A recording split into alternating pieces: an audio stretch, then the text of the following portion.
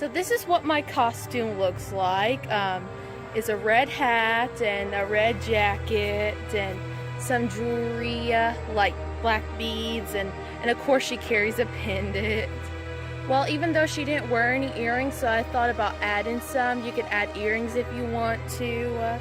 You could also wear a belt along with this. You could wear gray or black jeans or leggings, but I'm wearing jeans because it brings it out more.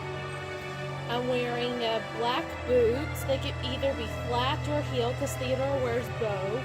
Flat or heel boots because she looks more like a travel girl.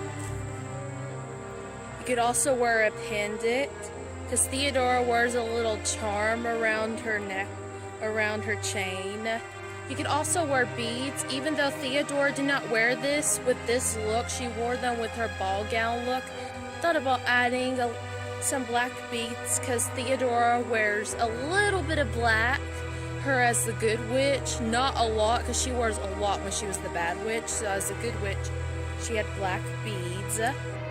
She also wears a long white sleeve shirt, and I'm wearing this old navy red jacket.